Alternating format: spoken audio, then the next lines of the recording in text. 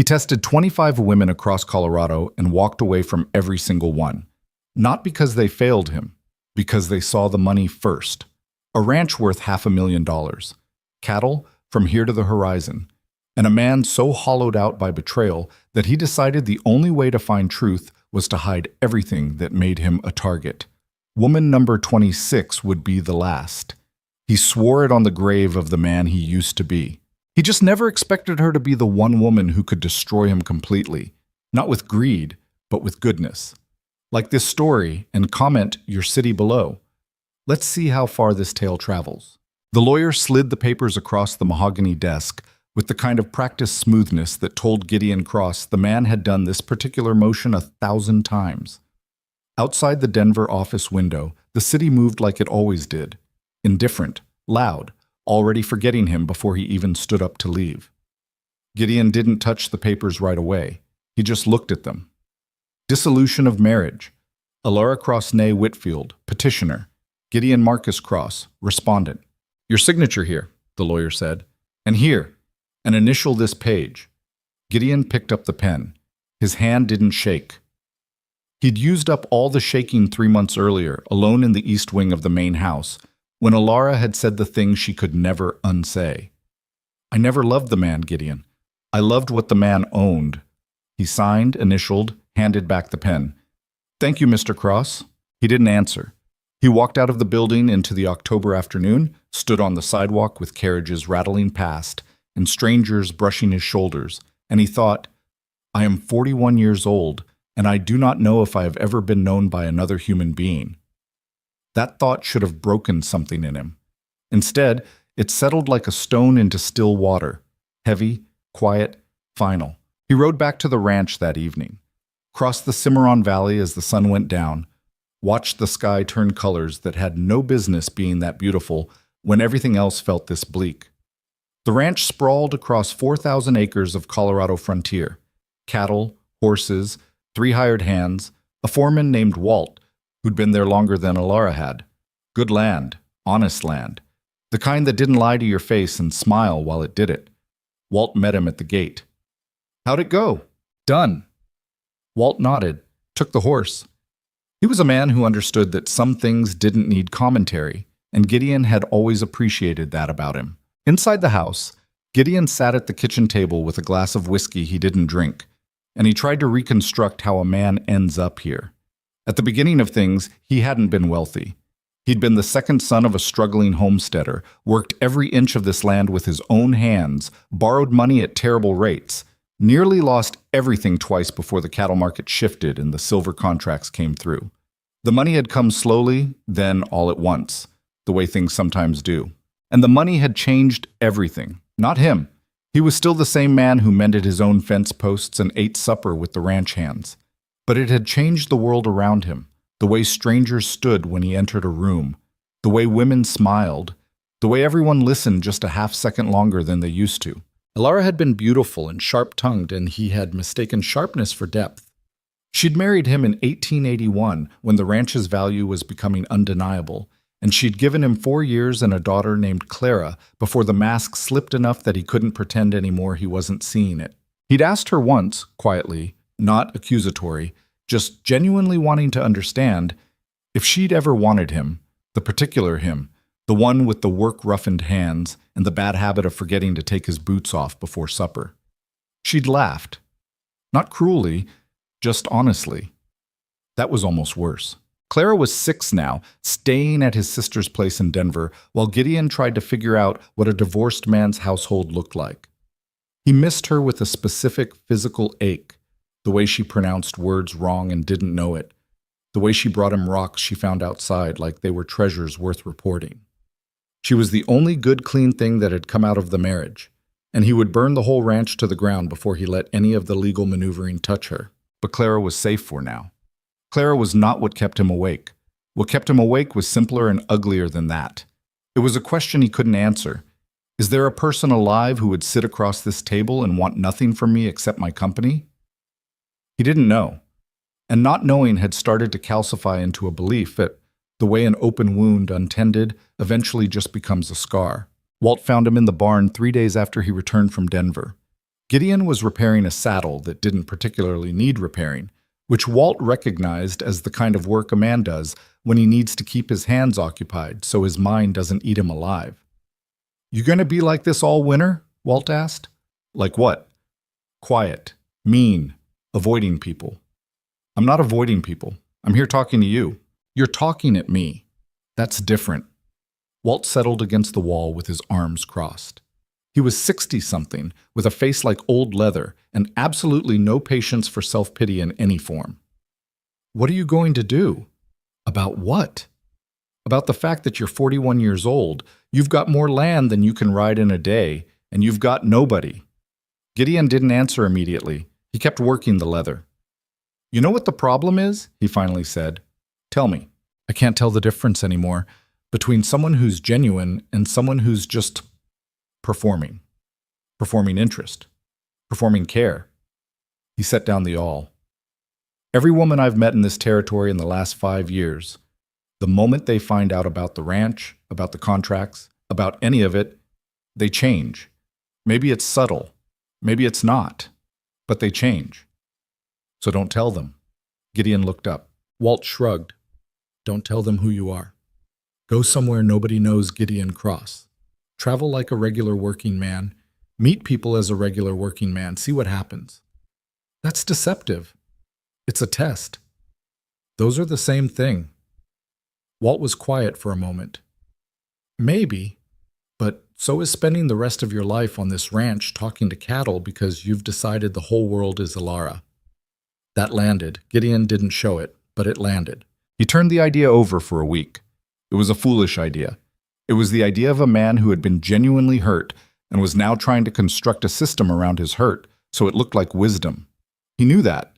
He wasn't stupid, but the knowing didn't make the hurt smaller, and the hurt didn't make the idea less appealing. He set himself rules because rules were how he'd built everything in his life, slowly, deliberately, with structure. Rule 1. Leave the ranch territory. Go to towns where Gideon Cross meant nothing. Rule 2. Dress simply. Work clothes. Nothing that announced money. Rule 3. No lies about occupation. He would say he was between work, or that he'd done ranch work. Both were true enough. Rule 4. 25 chances. He would meet 25 women across Colorado, talk to them honestly as a man of modest means, see how they treated him. If he found one who was genuine, he would find a way to tell her the truth and let her decide. Rule 5. And this one he added at the last moment, writing out for the first time in early 1882. "The 26th will be the last test I ever run. Whatever happens with her, I stop." He told himself he'd probably find what he was looking for in the first few towns, that it would only take a handful of tries before he found someone who saw him. He was wrong. 2 years is a long time to travel and a long time to be wrong. He moved through Colorado with the rhythm of a man who had nowhere particular to be, which was its own kind of freedom, even as it was its own kind of loneliness. He visited mining camps and small towns and cattle settlements and trading posts. He attended church socials and town dances and general store gatherings. And he talked to women the way he'd always been reasonably good at talking to people, directly, without performance, with actual interest in what they had to say. Some of them were wonderful, genuinely wonderful, funny and sharp and kind in specific, unrepeatable ways. He liked several of them quite a bit. But every single time, something happened. Sometimes it was fast. He'd let it slip that he had a ranch, not its size, just the fact of it. And a woman's posture would change, a subtle thing, a leaning in, an increase in warmth that hadn't been there a minute before. He'd see it and feel that stone drop back into his stomach and know. Sometimes it was slower. He'd spend days with a woman, long enough to start feeling something real, and then he'd overhear a conversation. Her telling a friend, "He seems like he has money, doesn't he?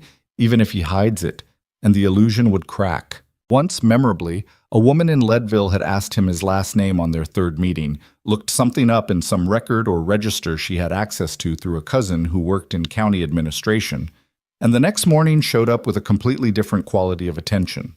Not mean, not dishonest in any obvious way. Just different, calculated where it hadn't been before. He walked away from that one without explanation. It felt cowardly and he knew it. He didn't go back. 25. By the autumn of 1883, Gideon Cross had crossed enough of Colorado on this particular mission that Walt had stopped asking questions about his trips and started just making sure the ranch ran in his absence. The cattle were fine. The contracts were fine. Clara visited with her aunt and occasionally with Gideon, and she was fine.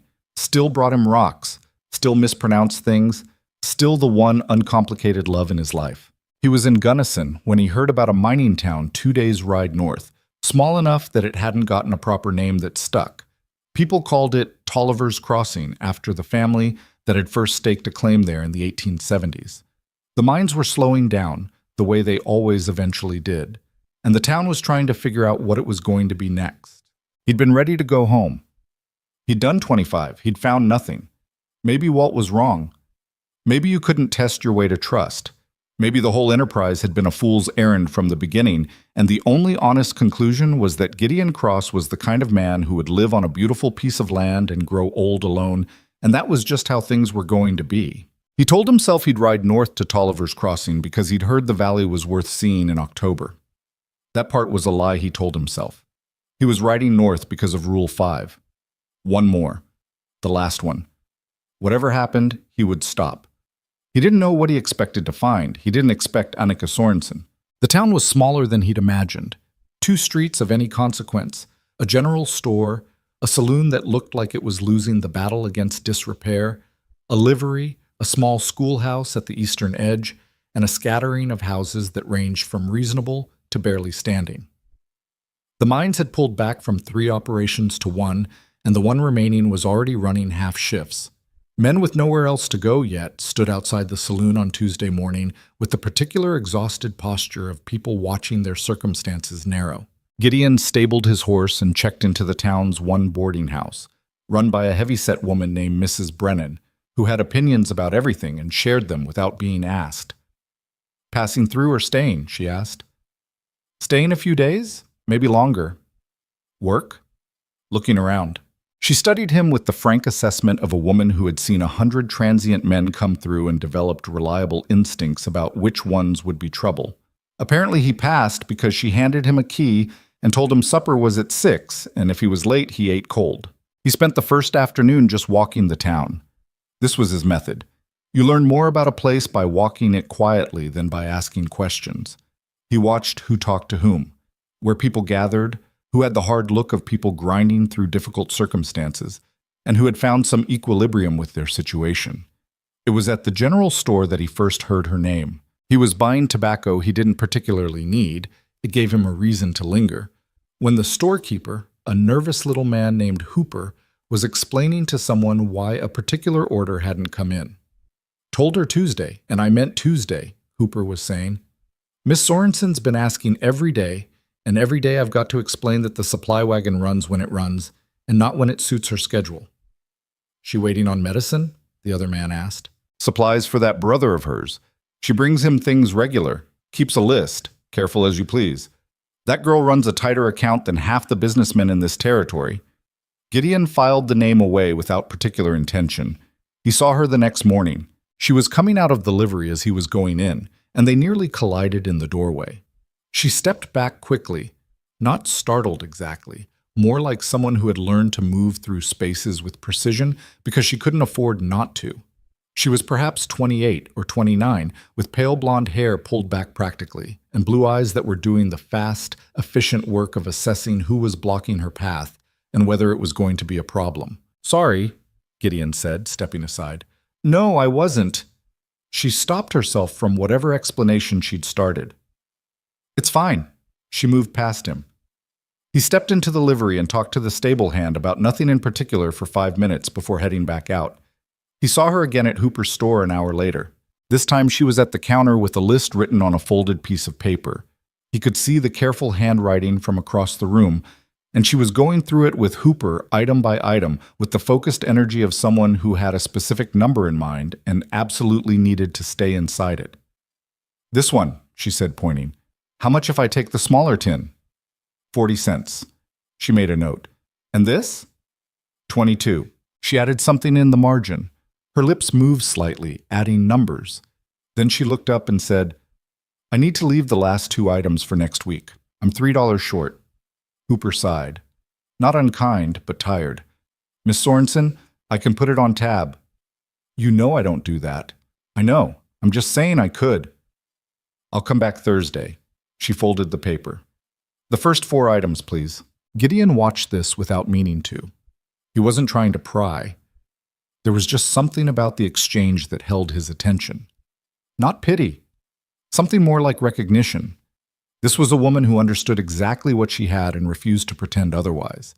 In a world full of people performing different versions of themselves, there was something almost bracing about watching someone operate with that kind of stripped-down honesty. She gathered her wrapped items, thanked Hooper with the genuine quality of someone who actually meant it, and left. Gideon bought his unnecessary tobacco. He found out about life the way you find out most things in a small town, by being around long enough that people stopped noticing you were listening. Leif Sorensen was 23, a year younger than Annika, and he'd come over from Norway with her 4 years earlier when their parents died within months of each other and they decided there was nothing left to stay for. He was, by all accounts, Gideon assembled over 3 days of careful listening, extraordinarily intelligent. He'd taught himself English from books before the boat had even docked, could calculate things in his head that grown men couldn't work out on paper, and had developed an obsession with astronomy that had led him to build a rudimentary telescope from salvaged glass and metal that people said actually worked. He was also paralyzed from the waist down, a mining accident 18 months ago. A collapse that shouldn't have happened but did, the way accidents do when safety measures are shortcuts and shortcuts are how money gets saved. Leif had been one of 3 men caught in the collapse. The other 2 had walked away. Leif had not.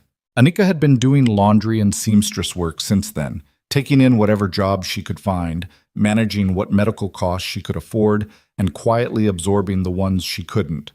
She'd moved them into a small house at the edge of town, cheaper than the ones closer to the main street, close enough to be practical.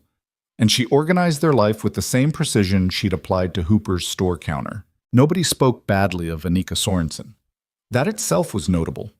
In a small town with not much to do, people talked, and the talking could turn unkind without much encouragement. But he heard nothing against her. He heard instead things like, she was the only one who helped the Mackenzie widow move when she had no one. And when Peter's boy broke his leg, she sent over food for a week without being asked. And she doesn't complain, that woman, and God knows she's got reason to. He thought about that on Thursday evening, sitting in Mrs. Brennan's dining room, eating supper with 2 other boarders, a traveling salesman and a young mining surveyor, while Mrs. Brennan held court over the table. Miss Sorensen was in again today, Mrs. Brennan announced to the table in general, because she announced most things to the table in general.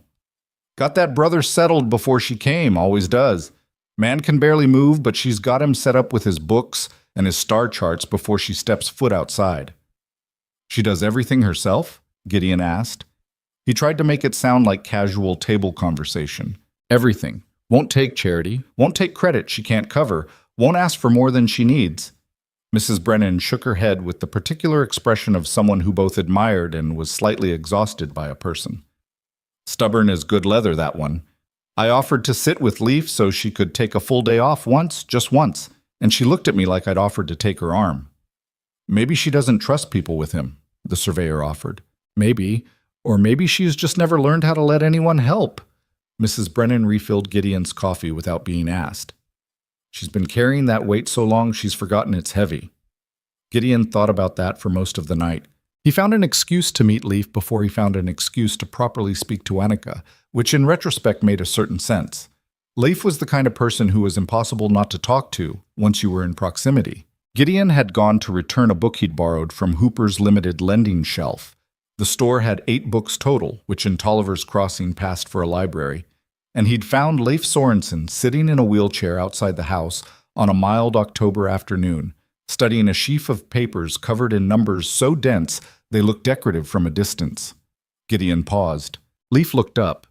He had the same pale coloring as his sister, but arranged differently. A longer face, sharp jaw, eyes that were a slightly darker blue, and had the quality of seeing things precisely. He assessed Gideon without embarrassment. "You're the man who's been asking around about me," Leif said. "I've been asking about the town generally." People mention when someone's asking generally. He tilted his head. "You're not from here." "No." Passing through? I'm not sure. I don't know. Those are rarer than people think. He gestured toward the low fence he was parked near. There's a place to sit there, if you want. Gideon sat. He looked at the papers. What are you working on? I'm trying to calculate the orbital position of something that may or may not be a comet. I have limited data and a telescope that's only accurate in about 60% of viewing conditions, so mostly I'm doing theoretical work. He paused. Most people ask me what I'm working on and then look politely blank when I tell them. I'm not a scientist, but I'm not politely blank. What data do you have? That was the beginning of an hour-long conversation that Gideon had not planned on having and that Leif had apparently been wanting to have for some time, given the speed with which he produced additional papers from a satchel hooked to the wheelchair. Gideon was not genuinely a man of science, but he was intelligent and he listened well, and Leif, it emerged, cared less about someone understanding his calculations than about someone taking his work seriously enough to ask real questions. Annika came home in the middle of it. She came through the gate with a bundle of cloth under one arm and stopped when she saw a stranger sitting beside her brother's wheelchair with what appeared to be a star chart spread across his knee. Her expression did something complicated. It moved through surprise to assessment to something cautious and watchful. Annika, Leif said, with the particular tone of a younger sibling who is about to be insufferably pleased with himself. This is... He paused and looked at Gideon. I don't know your name. Gideon. This is Gideon. He asked what I was working on and then actually listened to the answer. Annika set down her bundle. She looked at Gideon with those efficient blue eyes. You're staying at Mrs. Brennan's. I am. I've seen you at Hooper's. Twice, he confirmed. She was quiet for a moment. Not unfriendly, just careful, in the way of someone who had learned that careful was smarter than open until you had reason to be otherwise. Are you looking for work in town? Looking around, mostly. There isn't much. The mines are slowing. I know. Another pause. Then she said, Thank you for sitting with him, in a tone that had no performance in it, just genuine plainness, acknowledging a thing that had been done. He did me the favor, Gideon said. I haven't had a conversation that interesting in a while. Leif looked pleased. Annika looked uncertain in the way of someone who doesn't know whether to believe a compliment. She went inside. Leif watched her go, then looked at Gideon with that sharp seeing quality. She doesn't know what to do with people being kind, he said. She thinks there's always something underneath it. Sometimes there is, Gideon said. And sometimes there isn't, Leif replied. She hasn't met enough of the second kind to trust the difference yet. Gideon thought about Rule 5, about what he was doing, about the stone that had been sitting in his stomach for 2 years. He said nothing. The weather turned colder in mid-October, and Gideon Cross was still in Tolliver's Crossing. He told himself it was because he'd heard the valley was worth seeing when the aspen turned. The aspens had turned. He stayed anyway. He found reasons. He was good at finding reasons. He helped Walt move a small lumber delivery by hand when the mine's usual laborers were unavailable. He fixed a fence post for Mrs. Brennan that had been leaning dangerously since summer. He spent 2 more afternoons talking with Leif about orbital mechanics, which he understood approximately half of, and about Norse mythology, which Leif knew in detail and which turned out to be more interesting than Gideon expected. And he talked with Annika, not always intentionally. She was simply somewhere near anything he was doing, the store, the street, passing with her brother when weather was decent. She was not a woman who sought conversation, but she didn't avoid it either. And once she decided a thing was worth saying, she said it without decoration. You fixed Mrs. Brennan's fence, she said one morning, catching up to him on the main street. It needed fixing. She's been asking the 2 men who board there to do it for 3 months. They didn't want to. You didn't have to either. He looked at her. I know. She seemed to be deciding something. Then, that was kind. It was a fence post. People make excuses not to do things all the time. You didn't. She shifted her bundle. That's all I wanted to say. She walked on. He stood there for a moment watching her go and felt something move in his chest that he hadn't felt in a long time. Not attraction exactly, though that was part of it. Something more specific. Something like, here's a person who notices real things. He began to look for her, not in a way he was proud of, not in a way he would have admitted to Walt, but the morning walk became a route that went past the street where she did most of her pickups. The afternoon at Hooper's was timed with a certain awareness of her usual schedule. It was small and probably obvious to anyone watching, and he told himself he was just being observant. He was lying to himself, which he was increasingly aware of. One evening in late October, when the temperature had dropped sharply and the sky was doing something spectacular over the mountains, he knocked on the Sorensens' door with no real reason prepared. Leif had mentioned something about a particular alignment visible that week, and Gideon had decided that was reason enough. Leif was delighted. Annika opened the door, looked at him for a moment, and then stepped aside. The house was small and clean in a very specific way. Not the cleanliness of people with help, but of one person who kept things controlled because control was what she had. There were 2 chairs and a small table with a lamp. Leif had a larger space near the window arranged for his papers and his viewing equipment. There was a stove that was doing heroic work against the cold, and a rug on the floor that had been well worn down to something soft, and one small shelf of books that had been read multiple times based on the condition of their spines. "Sit," Leif said immediately, pointing at one of the chairs. Gideon sat. Annika stood in the kitchen area, which was also the corner of the same room, and continued whatever she'd been doing, some kind of mending that required focus. She did not join the conversation immediately, but she did not leave either. They talked for 2 hours.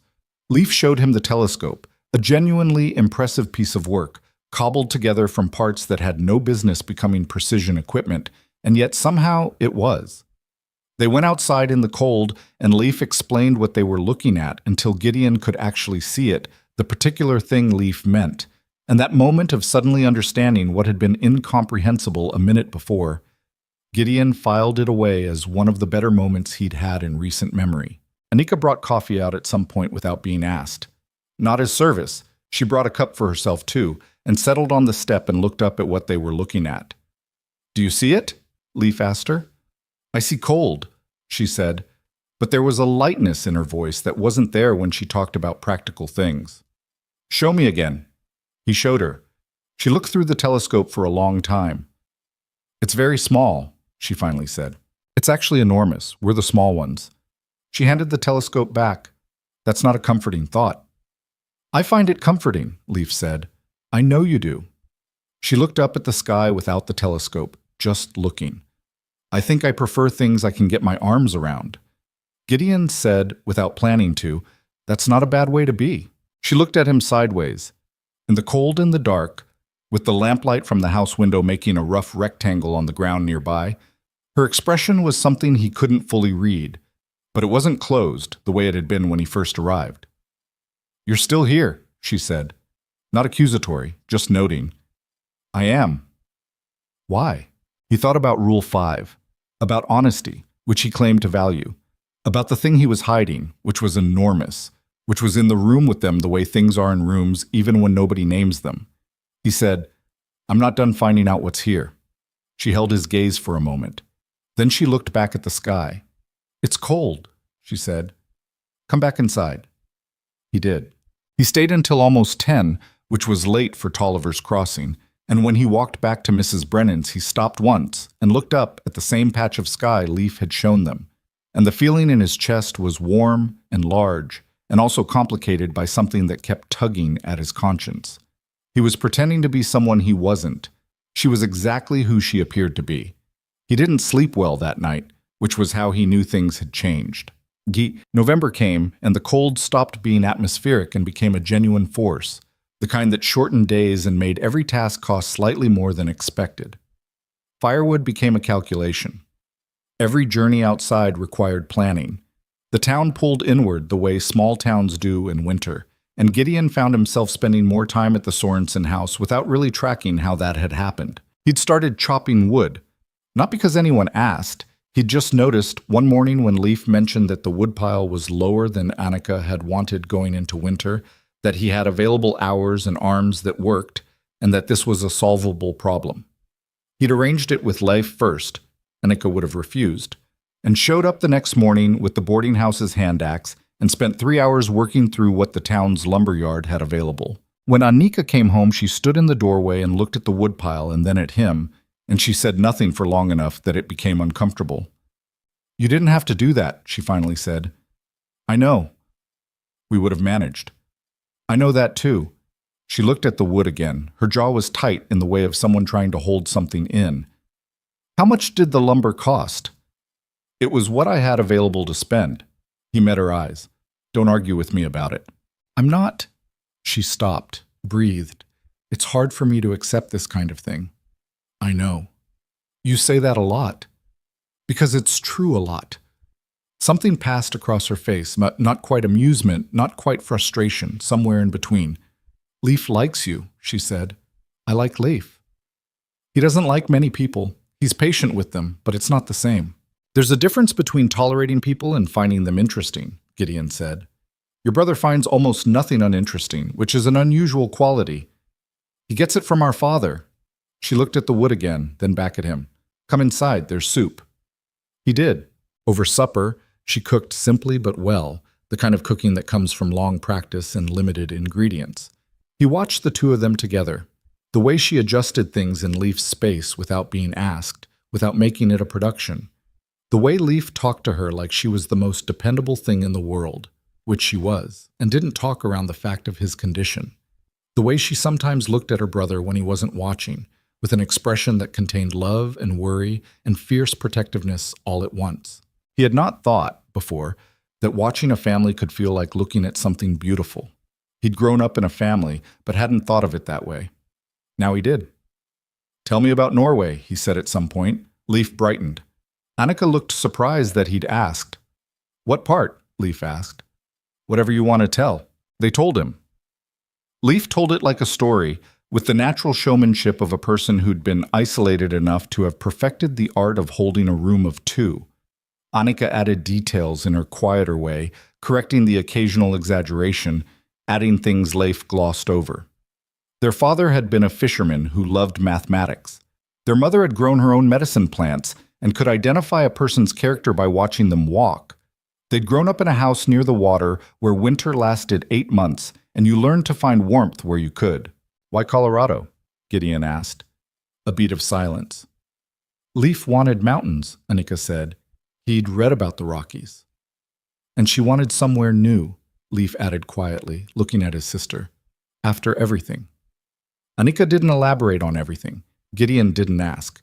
There was a quality to the way she'd set her shoulders when Leif said it, an old weight, settled and accepted, that told him it wasn't the right moment for that question. Later, after Leif had fallen asleep in his chair and Annika was quietly clearing the table, Gideon helped without being invited to, and they moved around the small kitchen space in a silence that had stopped being awkward somewhere in the last few weeks.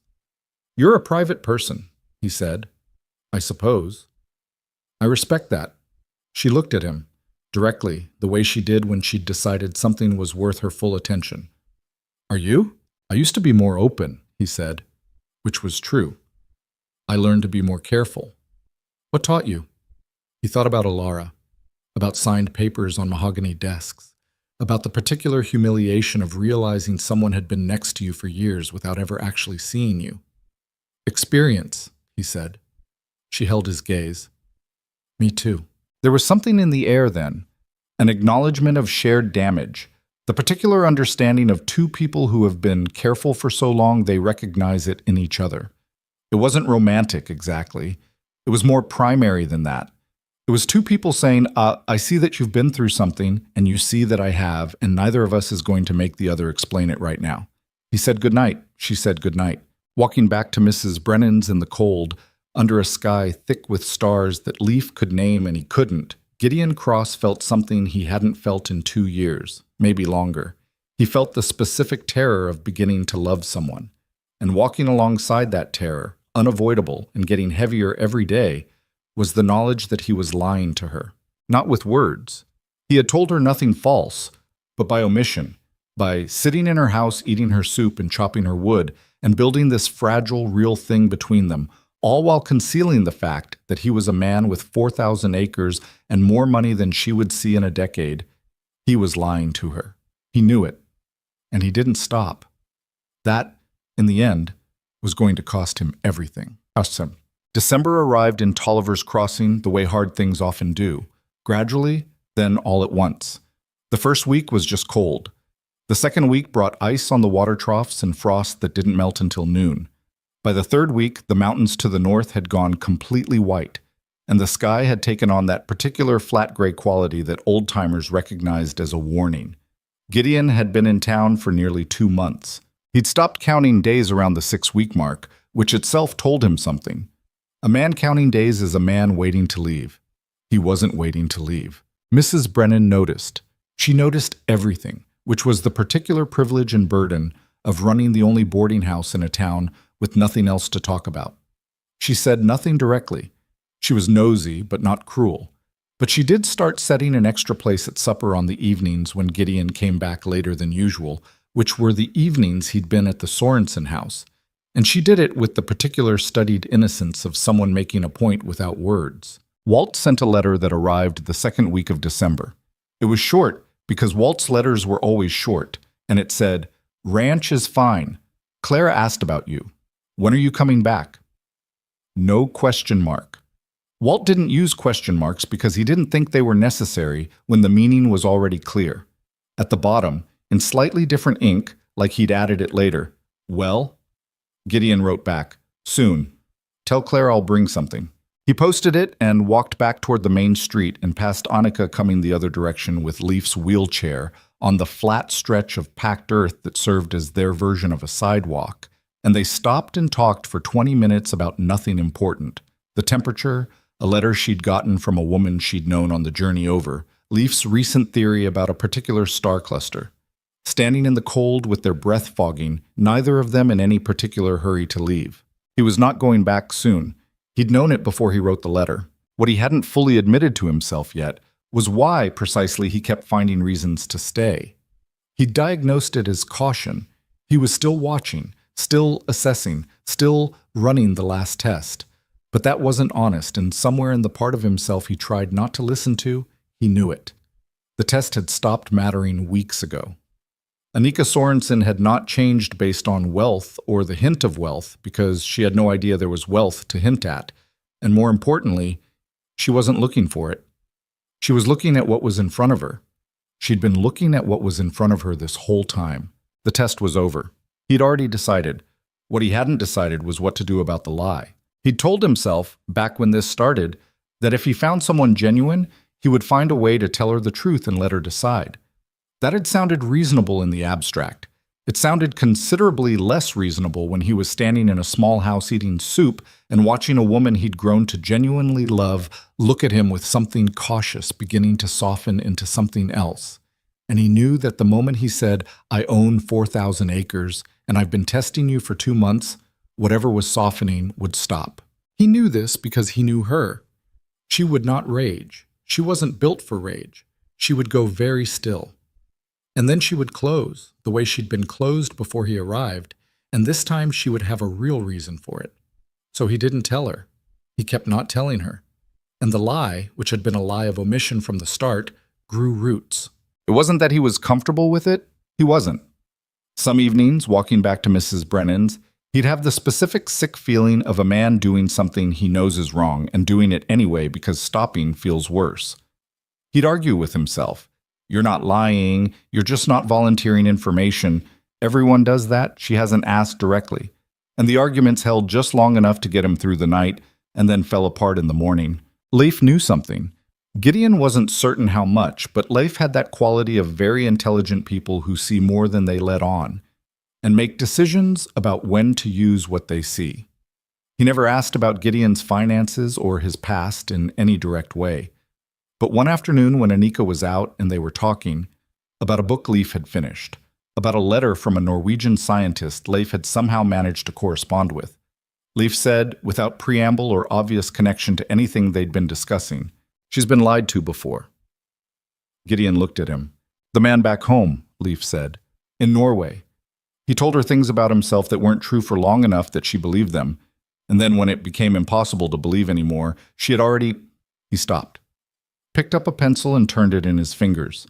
She built something in her mind around what she thought he was, and then it turned out he was someone else. He set the pencil down.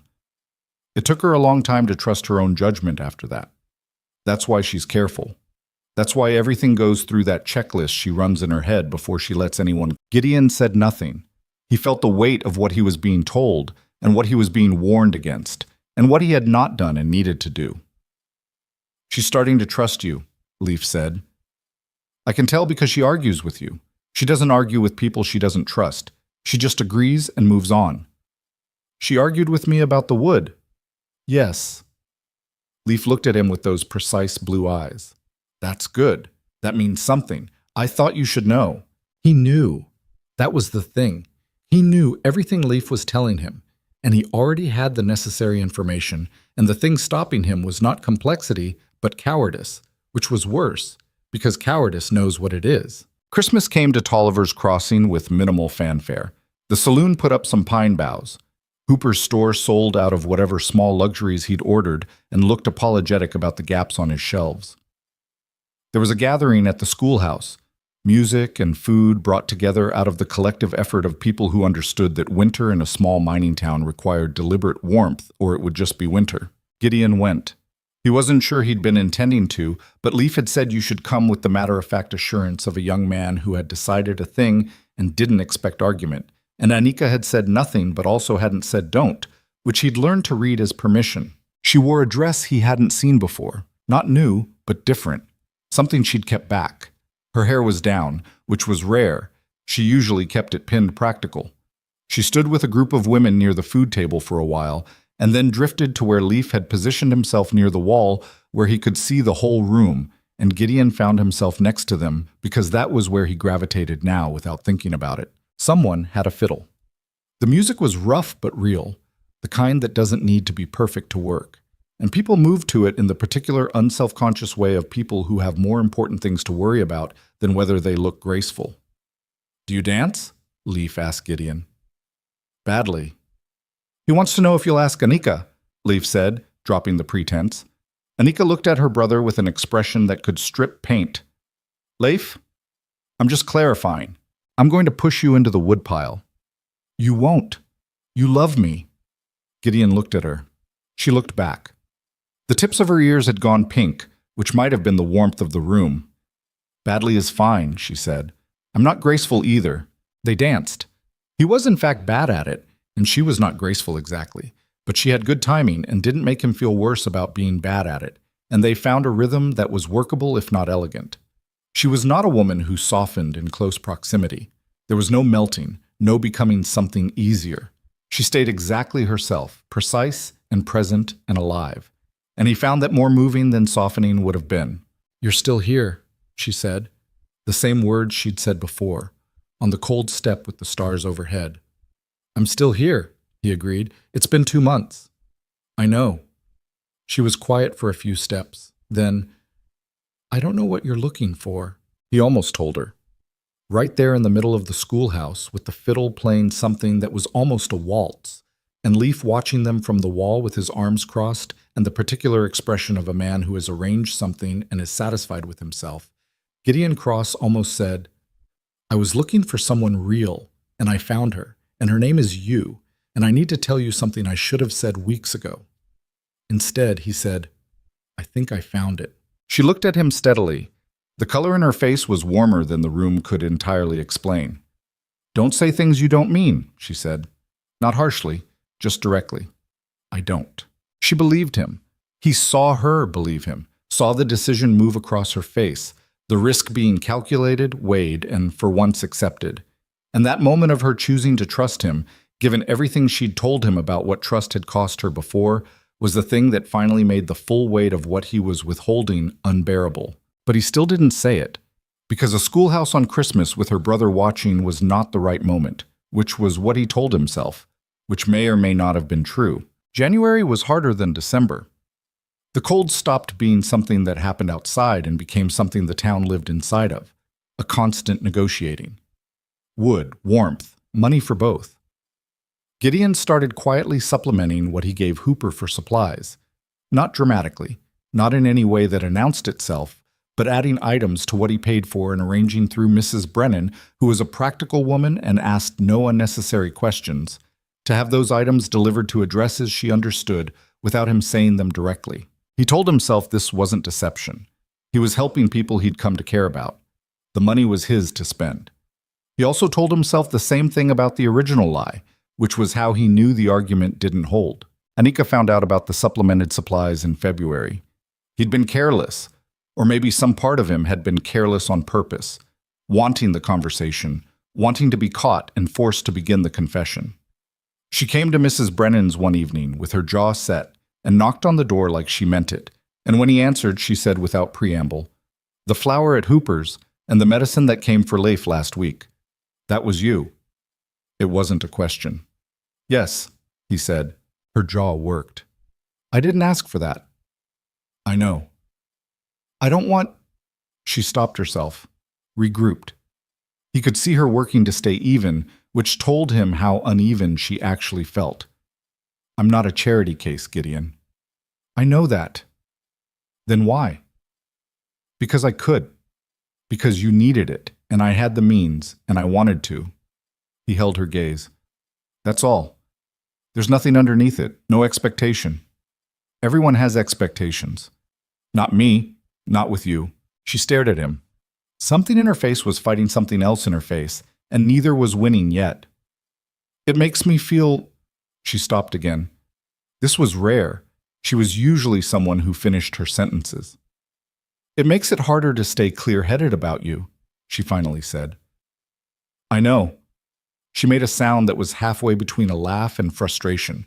"You keep saying that. It keeps being true." She was quiet for a moment. The cold came off her coat from her walk over.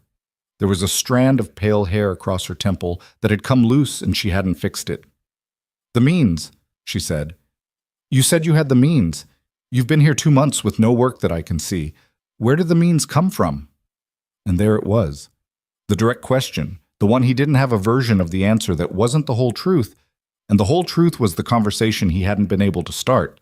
He said, "That's something I've been needing to talk to you about." Her eyes sharpened. The caution came back, fast as weather. "Then talk," she said. He opened the door wider. "Come inside. It's cold." She came in. They sat in the small front room Mrs. Brennan kept for guests, and she kept her coat on, which was practical and also felt like armor, which he understood. He started talking. He didn't start with the ranch. He started earlier with Alara, because without Alara the test made no sense, and without the test's logic the whole thing would just sound like a lie without a reason, which was worse. He told it plainly, without making himself a hero in it. He'd been naive. He'd trusted badly. He'd married someone who wanted his money and discovered it the way people usually discover things, too late and too clearly. The divorce, the years after, the calcified question, is there anyone who would want just me? The test. He explained the test. 25 women across Colorado. 2 years. A disguise of plain clothes and omission. Her face had gone very still, the way he'd predicted, the way he'd been afraid of. He kept going. He told her about Rule 5, the 26th being the last, riding north to Tolliver's Crossing because he'd told himself he was going to look at the aspens, meeting Leif, who talked to him like a person, watching her at Hooper's counter, calculating prices to the cent without embarrassment, and something in his chest going quiet for the first time in 2 years. He told her about the ranch, the full truth of it, 4,000 acres, the cattle contracts, the number that would have changed everything if he'd said it in October. He watched her process this, watched the math click into place. 2 months of soup and borrowed axe handles and conversations about stars. And all that time she'd been sitting across from a man who could have bought the whole town outright. He did not tell her it was a test she'd passed. That phrasing would have made it worse. He said, "I found out what I needed to know. And then I couldn't figure out how to undo what I'd set up without losing you in the process. And I kept not finding the right moment. And that was cowardice." He stopped talking. The room was quiet. Outside, the wind moved against the building with the low, persistent sound of a Colorado winter that has decided to stay. She sat with her hands in her lap for a long moment, not looking at him, looking at the floor or at something past it. "A test," she said. "Yes, I was a test. You were the last one. It's different from—" "Don't." Her voice was flat. "Don't explain the degrees." He didn't. "You sat in my house," she said, "for 2 months. You met my brother. You know things about my family, about Norway, about things I don't tell people. She looked up. Her eyes were dry, in that particular expression, which was the look of someone recalibrating everything they thought they knew. And the entire time, you were someone else. I was myself. I didn't tell you everything I was. That is being someone else, she said. That is exactly what that is. He had no answer for that, because she was right. She stood, straightened her coat. She was not performing composure. She actually had it, which was worse in its own way, because it told him she'd been here before. She knew how to do this. She'd learned how to absorb a betrayal without breaking in front of the person who'd done it. Anika, I need to think, she said. Don't follow me. She walked out. The door closed with a quiet finality that was somehow louder than a slam. Gideon sat in the empty room for a long time. The fire in the stove ticked, the wind pushed against the walls. Outside, somewhere in the direction of her house, Leif was probably still awake with his star charts and his correspondence, not knowing that in the space of an hour, something that had been carefully built had just come apart. He'd known this would happen. He'd known it in October, in November, in December, on Christmas when she believed him in the middle of a dance, and he chose the wrong words instead of the right ones. He'd known it every time he talked himself out of the conversation. Every day the foundation of something real had been laid on top of a thing that wasn't solid. He'd known it, and he had done it anyway because some part of him had believed, stupidly, selfishly, with the particular blindness of a man who wants something badly enough to avoid seeing what it's going to cost, that he'd find a way to tell her that wouldn't make her leave. There was no such way. He understood that now. He'd spent 2 years testing other people's honesty, and in the end, the person who'd failed the test was him. 3 days passed, and Anika did not come to Mrs. Brennan's. She did not send word.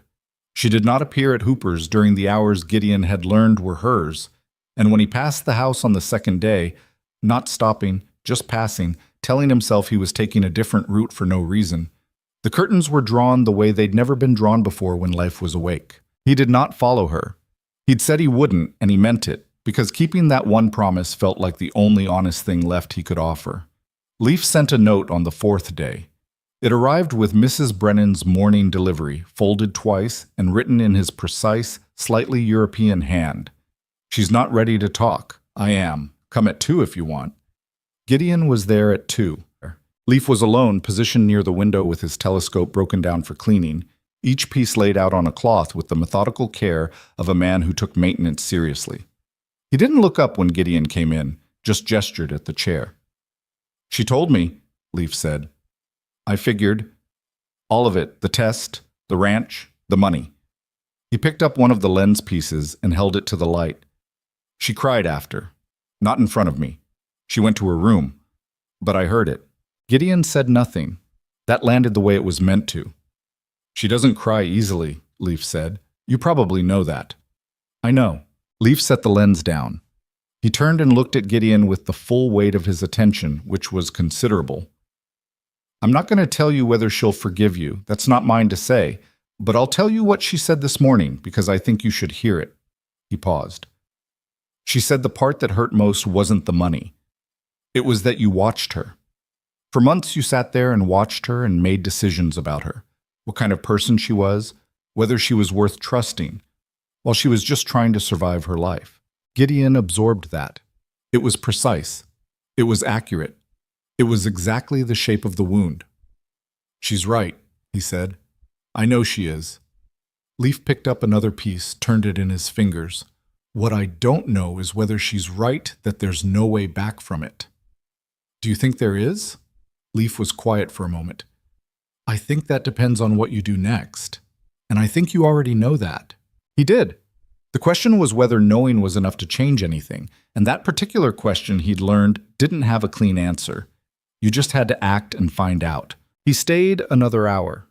They talked about something else, the star cluster Leif had been tracking, a letter he'd gotten back from the scientist in Oslo who'd actually taken his calculations seriously and offered a correction in the third equation that Leif was simultaneously annoyed by and delighted with. It was the best hour Gideon had spent in 4 days, and when he left, he felt marginally more human than he'd felt going in. Outside, he nearly walked into Annika. She was coming up the path with a wrapped bundle, and she stopped 3 feet from him and they looked at each other. Up close, she looked tired in a specific way, not from lack of sleep, but from the particular exhaustion of carrying something heavy through the daily business of still having to be a person. She didn't say anything. He said, "I'm sorry." Then, because she deserved more than 2 words, "Not for telling you, for how long it took me to, for every day between October and February that I chose not to." She looked at him for a moment. Her expression was the complicated one, not forgiving, not closed entirely, somewhere in the difficult middle ground where nothing was decided yet. "I know why you did it," she said. "The test. I understand the logic. Understanding it doesn't make it right." "No." She shifted the bundle. "It doesn't." She looked past him at the house, and he could see her calculating. Leaf inside, the cold out here, the bundle growing heavy. "I need to go in." "I know." She went. She didn't look back. But she also hadn't told him to stop coming, and with Anika Sorensen he'd learned the absence of a closing was the closest thing to a door left open. He held on to that.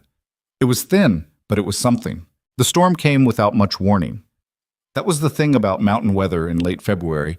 The sky could go from merely gray to actively dangerous inside of 6 hours, and the people of Tolliver's Crossing had lived through enough winters to know when to stock up and stay put. But knowing and managing were different problems. The temperature dropped 15 degrees in an afternoon.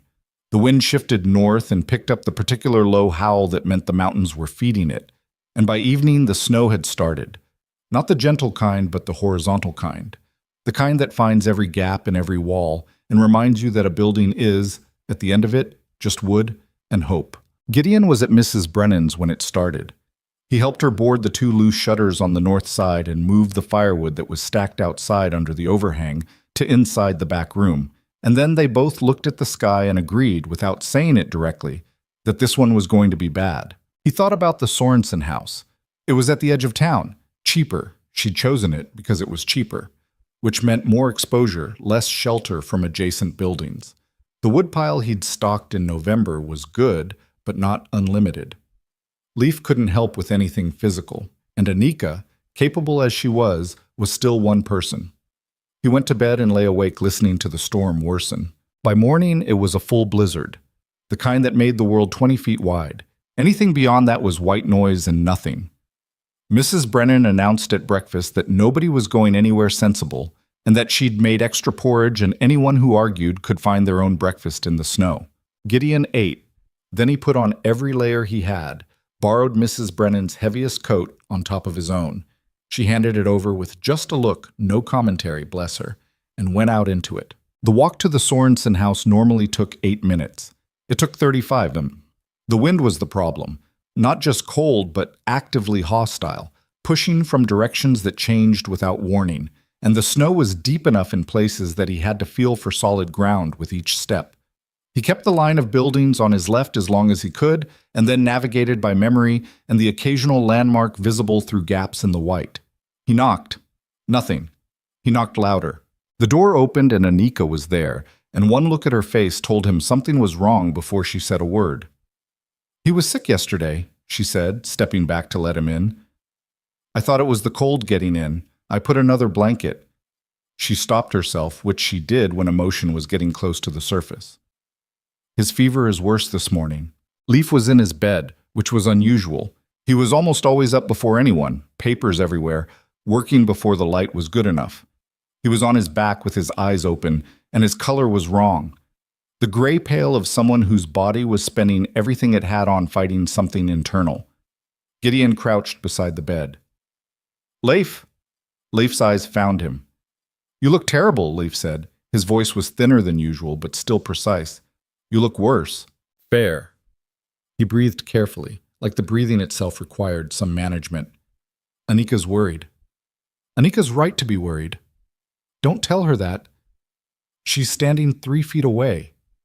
"I know. I'm testing whether she's listening." "I'm listening," Anika said from 3 feet away. Her voice was steady. Her hands, wrapped around themselves at her waist, were not. Gideon looked at her. "Does he have medicine?" "Some. What I could afford. It's not—" She stopped.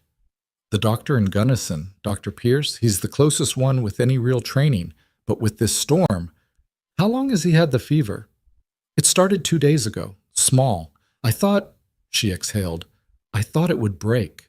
2 days of fever that was still climbing was not a small problem. Gideon didn't say that. He looked at Leif again. The careful breathing, the color, and did the fast, cold math of a man who had spent enough time in remote places to know what happens when people get sick far from anyone who can help, and the weather makes the distance worse. I'm going to get more firewood, he said. Then I'm going to think. Think about what? Anika said. About how to get him help. She looked at him with the expression of someone who wants to argue and can't find the argument because what he's saying is simply true. He spent the next 2 hours managing the immediate situation. Wood, heat, the fever reduced as much as the available medicine could manage. Leif kept awake and talking because talking meant he was conscious and conscious was better. Anika worked alongside him with the tight efficiency of someone who has to keep moving or she'll stop, and they didn't talk about anything except Leif and what Leif needed, which was its own kind of truce. Then Gideon stood in the corner of the small house, looked at the blizzard through the one window, not completely obscured, and made a decision. I need to tell you something, he said to Anika. She looked up from where she was checking Leif's temperature.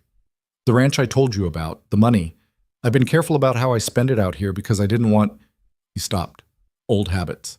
It doesn't matter why. What matters is that I can do something you can't, and it requires being honest about what I am. She watched him. The railroad line, he said. The spur that comes up from Gunnison. It's 20 miles south. The track has been shut down for 3 days in bad weather before, and they've cleared it in less than a day when they had reason. I have contacts. I have money. A surgeon, not a town doctor, an actual surgeon, someone who could look at Leif's spine and tell us if the paralysis is something that can be addressed. I've been quietly looking into it since November. He said that last part flat, without softening it. She should know. There's a man in Denver, a Dr. Caldwell, who has done work on spinal injuries, new work, the kind that isn't available in most places. Anika's expression had gone through several things in the space of 10 seconds. He kept talking. If I send word, if I can get a rider to the telegraph station at Millhaven, which is 7 miles east and passable if someone knows the terrain, I can arrange for that surgeon to travel by special rail. I can get the track cleared.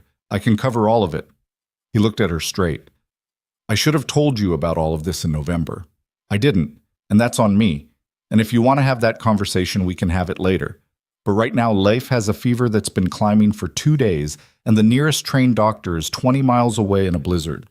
And I can change that if you let me. The room was quiet except for the storm and the fire and Leif's measured breathing. You've been looking into a surgeon, she said, for Leif, since November. Yes. Without telling me. Yes. She pressed her lips together. He could see her working through the layers of it, the anger, the gratitude, the complicated mess of both existing at the same time. She looked at Leif. He was watching them both with the attentive stillness of a man conserving energy and also following every word. Let him help, Leif said. Quiet. Clear. Anika looked at her brother. Something passed between them that didn't require words. The particular shorthand of two people who have only ever had each other for long stretches and have developed a language of expression that covers most of the necessary territory. She looked back at Gideon. Go, she said. He went. The ride to Millhaven was the worst 7 miles he'd put in on horseback in recent memory. The horse, a solid-tempered animal from the livery who had apparently decided to take the blizzard as a personal challenge, kept its footing through stretches that had no business being rideable. Gideon kept his head down and navigated by the landmarks he'd mentally catalogued on better weather rides, and he arrived at the Millhaven telegraph station cold enough that the operator made him stand by the stove for 5 minutes before he'd take the message. He sent 4 telegraphs, one to his ranch foreman with specific financial instructions, one to the railroad operations manager in Gunnison, a man named Strickland who Gideon had dealt with on freight contracts and who would understand immediately what kind of request this was and what kind of money was attached to it. One to the Denver medical address where Dr. Caldwell had his practice, care of his colleague who managed his correspondence, and one to Walt, because Walt would want to know what was happening and because telling Walt things felt like anchoring himself to something real. Then he rode back, Strickland's response came the next morning. Gideon had arranged for the operator at Millhaven to ride it over, for a fee that made the operator very agreeable. The railroad would have the spur line cleared within 36 hours. A special train, single locomotive with one passenger car, could make the run to Tolliver's Crossing in 4 hours once the track was open. They would require, Strickland noted, confirmation of payment before departure, and the figure he named was significant. Gideon confirmed it without negotiation. The negotiation was a different problem for a different situation. He'd arranged a cot in the Sorensens' house by then, not asking, just showing up with it from the boarding house and placing it near the door, making himself available for the firewood and the water and the small constant work of keeping a sick person warm through a storm. Annika had not told him to leave. She also hadn't said he could stay. He existed in the useful space between, which was the only space available, and he took it without complaint. The fever broke on the second night and then spiked again on the third, which was the pattern that scared him. The false improvement, the return. Leif slept more and talked less, which reversed his usual ratio. And in the silences, Gideon sat in the chair by his bed and watched the rise and fall of his breathing and felt a particular helpless fear of someone waiting for a thing they can't control. Annika sat on the other side. They kept a lamp between them, low, enough light to see by, not enough to disturb sleep. The storm had begun to lose some of its force, still present but tired, the way storms get when they've been going long enough. "Tell me about Clara," she said. In the middle of the night, quietly. He looked at her. The lamplight made her face different, softer in some ways, older in others. "My daughter," he said. "I know who she is. You mentioned her once, weeks ago. You stopped quickly." She looked at Leif's sleeping face. "Tell me," he told her. Clara at 6, almost 7, her rock collection, her particular way of explaining things she'd just learned with the complete authority of someone who had definitely figured it out and was doing you a favor sharing it. How she'd gotten his stubbornness and Alara's eye for color, and something else entirely that was just her, that he couldn't trace to anyone. How missing her had a specific texture to it that he'd learned to live alongside without it getting smaller, because it didn't get smaller, you just got better at carrying it.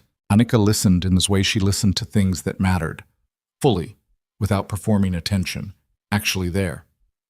"She sounds like someone worth knowing," she said. "She is. Does she know you're here?" "Her aunt tells her I'm working, which is true enough." He looked at Leif. "I should have brought her more into my life this past year. I was so busy being—" He stopped. "Being careful about everything that I stopped letting her see the parts of me that weren't managed." Annika was quiet for a moment. "I do that with Leif sometimes. I manage things so well that I forget to just be his sister instead of his caretaker." She adjusted the blanket at his shoulder without waking him. "It's hard to know when you're protecting someone and when you're just protecting yourself from feeling helpless." He looked at her. She was still looking at Leif, not at him, which was maybe why she'd said it. Easier to say true things when you're looking somewhere else. "You're a good sister," he said. "I'm the only one he's got," she said. "That sets a low bar." "It doesn't, actually. Having no alternative doesn't make care less real." She looked at him then. The lamp between them threw everything into a kind of amber honesty, where pretense was too much effort. "I'm still angry at you," she said. "I know. I want you to know I know why you did it. The test. I've thought about it, and I understand the wound it came from." She paused. "That doesn't fix it. But I wanted you to know I don't think you're cruel. I think you were scared, and you built a system around being scared, and you ran it for so long you forgot how to stop." He felt that with an accuracy that took his breath slightly. "That's exactly what it was," he said. "I know." She looked back at Leif. "I've done the same thing, just differently." They sat with that for a while. The storm settled further outside, dropping from a howl to a persistent moan. The lamp burned. Leif breathed. At some point in the early hours, Annika fell asleep in her chair, tipped slightly to one side, one hand still near the edge of Leif's blanket. Gideon did not sleep.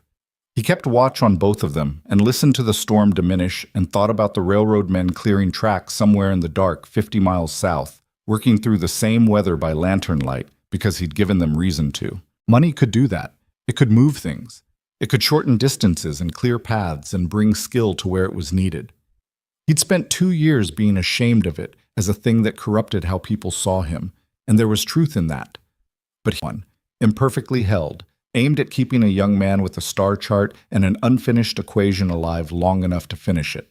He thought Leif would have something precise and slightly irreverent to say about that, if he were awake enough to say it. The railroad confirmed departure 2 days later.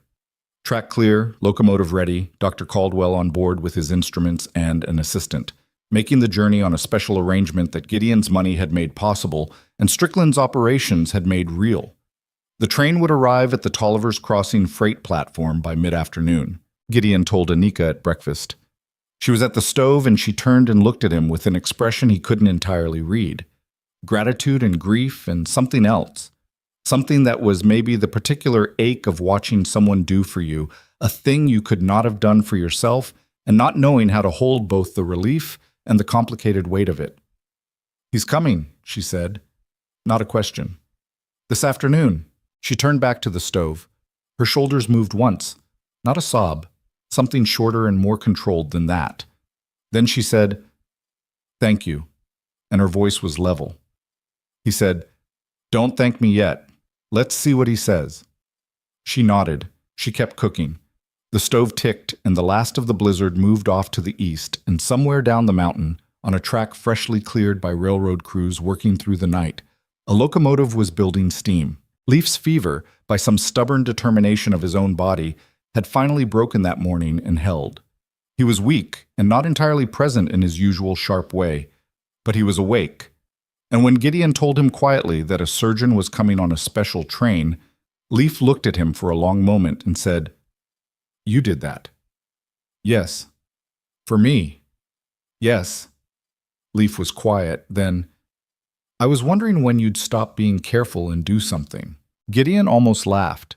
He didn't, because Leif looked too tired for the effort of responding to it, but it was close. The train arrived at 3 in the afternoon with a long whistle that carried across the cleared air of a town just emerging from under 3 days of snow. Dr. Caldwell stepped onto the platform in a heavy traveling coat, a leather case in hand, and looked around at Tolliver's Crossing with the practical expression of a man accustomed to going where he was needed without requiring the location to be impressive. Gideon met him at the platform. Anika was behind him. "Mr. Cross," Caldwell said, shaking hands. He was 60, compact, with the focused economy of movement of someone whose hands were his livelihood. "You made an unusual request on short notice." "I know. Thank you for coming. Your description of the case was thorough. Spinal compression injury, mind collapse, 18 months post-incident." He looked at Anika. "This is the family?" "I'm his sister," Anika said. Caldwell nodded at her the way competent people nod at other competent people. Brief, acknowledging. "Take me to him." They walked back through the snow-quiet streets of Tolliver's Crossing toward the small house at the edge of town, where Leif Sorensen lay in his bed with his star charts on the table beside him and 18 months of paralysis in his legs, and an equation he hadn't finished yet, waiting for a man none of them had met until today to tell him what was possible. Dr. Caldwell spent 40 minutes with Leif before he came out of the bedroom. 40 minutes was long enough that Anika had stopped pretending to do anything and was simply standing in the center of the main room with her arms crossed, not pacing, because pacing would have admitted how frightened she was. Gideon sat near the stove and said nothing, because there was nothing useful to say, and he'd learned, finally, that filling silence wasn't always kindness. When Caldwell came out, he set his case on the table and looked at both of them with the measured expression of a man who had delivered many different kinds of news and knew how to organize his face before he organized his words. "The compression is incomplete," he said. "That's the significant thing. An incomplete spinal injury means the cord was damaged but not fully severed. There is residual nerve pathway." He looked at Anika. 18 months ago, the conventional understanding would have ended the conversation there. Damaged is damaged. But there is work being done, work I've been part of, that suggests certain incomplete compressions can respond to intervention. Surgical decompression, followed by a structured recovery protocol. Anika's voice was careful and precise. "What does that mean for him?" "It means there is a possibility, not a certainty, I won't use that word, that with the right procedure, your brother could recover partial function in his lower limbs." Partial. The extent would depend on factors we can't fully predict until we're in it. He paused. He would need to come to Denver. The procedure requires my facility, my team. Recovery would be months, and it would be hard, and there's a real chance the outcome falls short of what we hope. Anika processed this in the quiet way she processed difficult things. You could see it moving through her, the information finding its level. And if we don't do it, she said, then his condition remains as it is. The fever complicated nothing structurally. He was fortunate in that. But the window for this kind of intervention isn't unlimited. His body is still in a state where the work is possible. That changes over time. She looked at Gideon. He looked back. He didn't say anything because it wasn't his decision to make, and he knew it, and the knowing was important. She went into the bedroom. Gideon heard their voices, low, in Norwegian at first, and then in English. Leif always shifted to English when he was being precise about something, as though the language fit his thinking better for technical matters. The conversation lasted 10 minutes. Then Anika came back out. "When can we go to Denver?" she said. Caldwell almost smiled. "The train is still at your platform. I'd suggest tomorrow morning, when your brother has rested enough for the journey. I'll make the arrangements from my end tonight." He left to return to the train. The room was quiet. "He wants to go," Anika said. Not explaining, just stating. "I know he would." He said. She stopped. Her voice had something in it she was managing carefully. "He said he wants to finish his equation standing up." Gideon looked at the table where Leif's star charts were spread, the numbers dense across the paper, the unfinished thing waiting in its column of calculations. "Then let's get him there," he said. The logistics of the next 12 hours were the kind that money made possible, and Gideon didn't apologize for. He arranged extended use of the train through Strickland. He sent word ahead to Denver for accommodations near Caldwell's facility, rooms for Anika, for himself, enough space for a recovery period that could run weeks or months. He settled his account with Mrs. Brennan, who shook his hand and told him without particular sentiment that he was a decent enough man and she hoped things worked out, which from Mrs. Brennan was a warm send-off. Anika packed what they needed with the efficiency of someone who'd crossed an ocean with 2 trunks and knew how to make decisions about what mattered. Leif was moved onto the train the next morning, bundled in every blanket Anika deemed necessary, and one additional one Gideon added, which Leif accepted without complaint, and Anika pretended not to notice. The train moved south through a landscape the blizzard had made clean and white, and almost unbearably quiet. Leif slept most of the way. Anika sat across from Gideon and looked out the window for a long stretch without speaking, and then said, "I need to understand the financial part of this." "All right, Mus.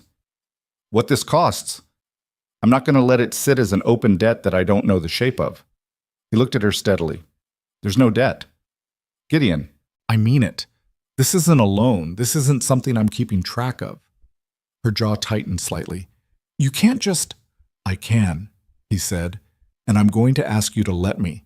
Not because you need to be taken care of, because I need to do something real with what I have, and this is real." He held her gaze. "That's the only thing I want from you. Let this be real." She looked at him for a long moment.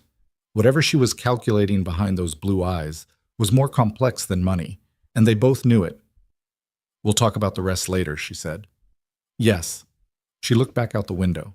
"But not yet." "Not yet," he agreed. Denver was bigger and louder than Tolliver's Crossing, in the way that cities are always bigger and louder than the places people come from, and the contrast had a slightly disorienting quality for all of them. Caldwell's facility was efficient and serious, staffed by people who treated life with the particular respect that competent medical people give to a patient they find genuinely interesting. Leif, despite being exhausted from the journey, immediately began asking questions about the procedure with the focused curiosity he applied to everything, and Caldwell answered them with a directness that Leif visibly appreciated. The surgery was scheduled for 5 days out, time for Leif to stabilize fully from the fever, and for Caldwell's team to complete their preparations. Those 5 days had a waiting quality that was its own kind of hard. Nothing to do but be present and let time pass, which was not a natural state for any of them. It was on the 3rd of those days that the letter arrived.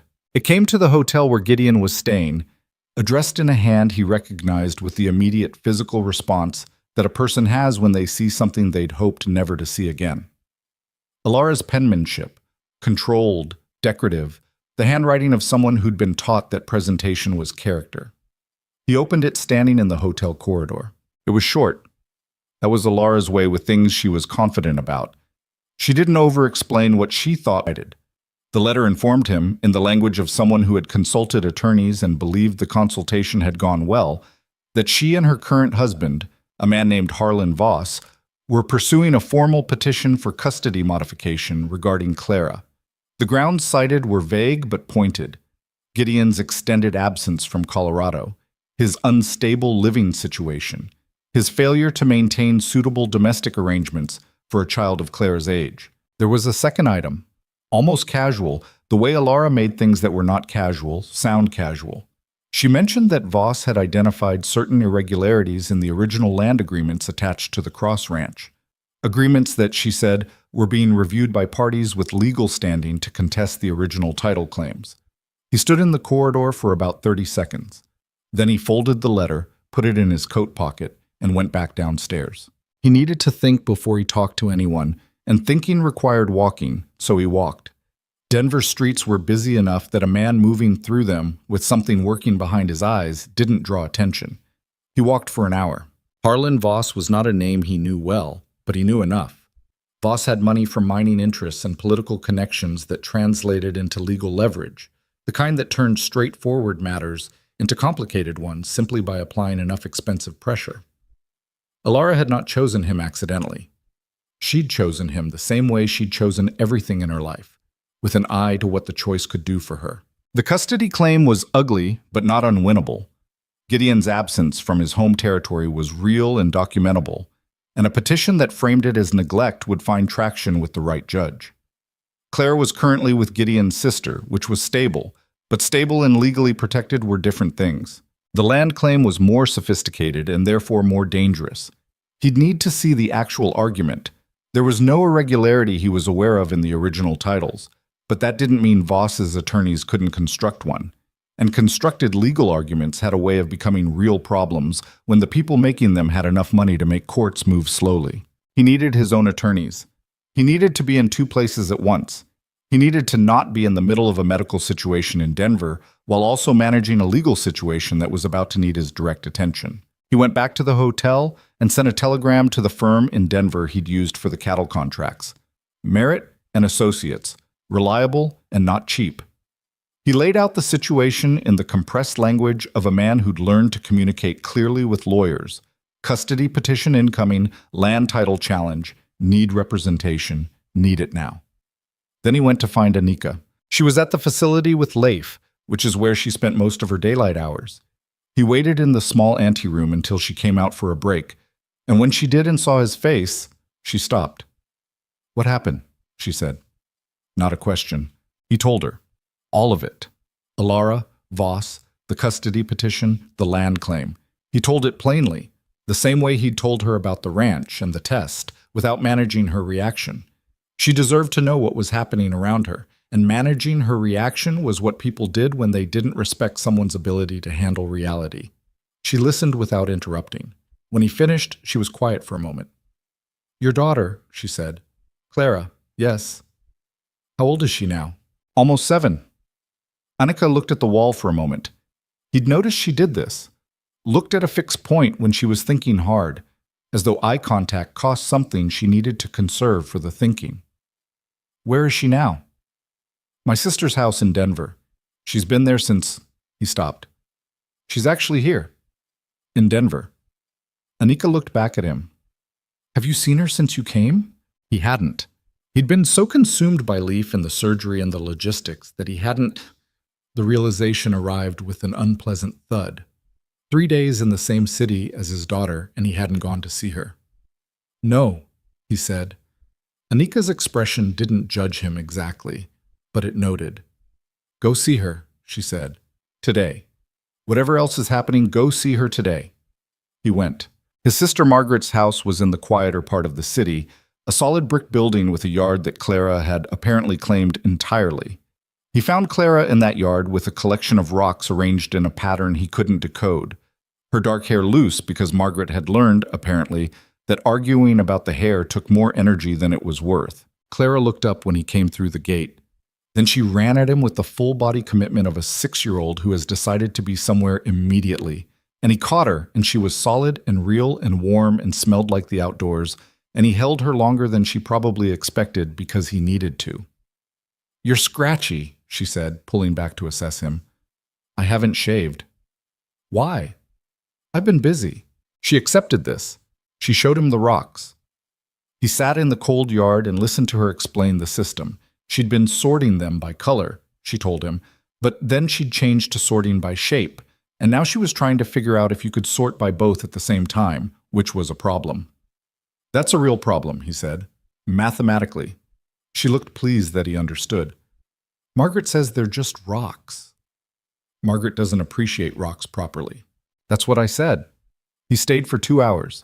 He talked to Margaret, who told him with the directness of an older sister that she'd heard from a mutual acquaintance about Alara's legal maneuvering, and that he needed to stop floating around Colorado and get ahead of it.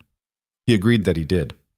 He did not tell her about Anika yet, because that conversation required more time than 2 hours in a yard could hold.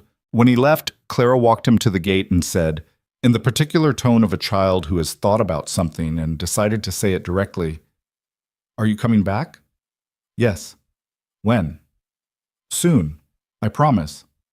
She considered this with the evaluating look she'd apparently been born with, for the same look he saw in the mirror. Then she said, "Okay," and went back to her rocks. He returned to his hotel to find a response from Merritt and associates already waiting. They'd reviewed his summary.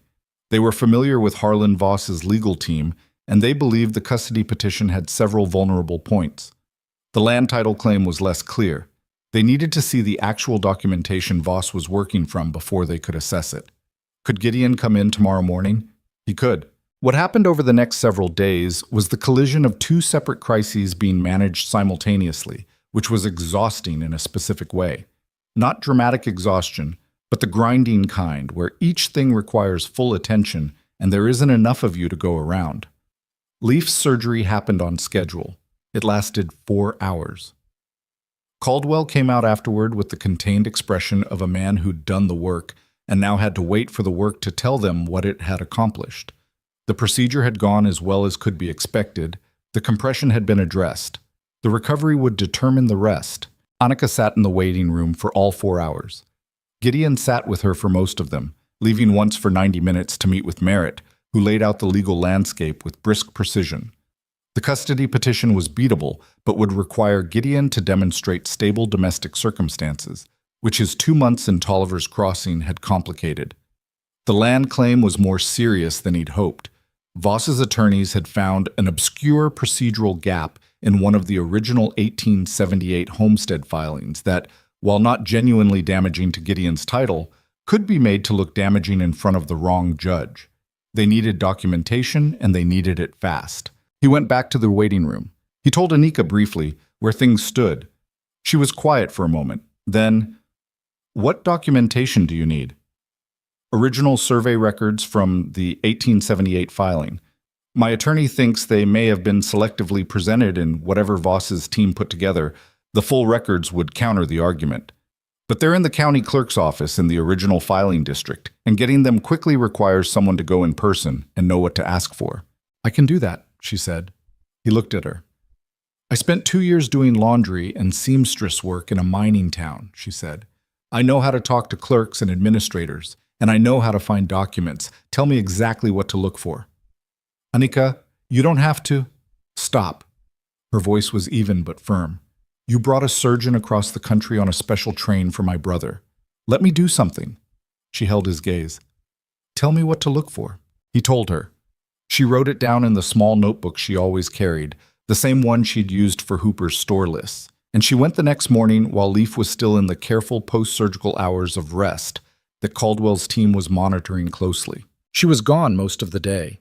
When she came back, she had a folder of documents, the original survey records, complete and unedited, along with 2 additional clerks' filings that Merritt hadn't known to ask for, but that Anika, reading through the archived materials with the same focused attention she brought to everything, had identified as relevant.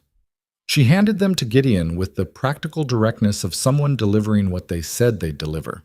"There's more," she said. She sat down across from him in the hotel's small front room. While I was in the records office, the clerk mentioned that someone else had been in recently asking for the same original filings, asking about what was missing from them. He didn't know who sent them, but he described the man they sent. She met Gideon's eyes. It was a description of Voss's private secretary, which means they know what the full records show, and they were trying to find out if the clerk had noticed the gap in what they'd submitted. Gideon went still. They submitted incomplete records deliberately. That's what it looks like. That's not just a procedural challenge, that's fabrication. Yes. She folded her hands on the table. I think you need to tell your attorney that part. He did, that afternoon. Merritt listened, reviewed the documents Anika had retrieved, and then looked up with the expression of a man who had just watched a situation rearrange itself entirely. These are legitimate records, Merritt said. The discrepancy between what Voss's team filed and what the complete record shows is, this isn't a technicality they can explain away. This is deliberate omission of material documentation. He looked at Gideon. And if your witness, Miss Sorensen, is willing to testify to what the clerk told her, we can establish that Voss's team knew about the complete records and chose not to include them. She'll testify, Gideon said. He hadn't asked her yet, but he knew her, and he knew she would. He asked her that evening. She said yes before he'd finished the sentence, with the unceremonious directness of a woman who had decided something and didn't require ceremony around the deciding. One thing, she said. What? The custody petition. Clara. She looked at him. Tell me what they're claiming.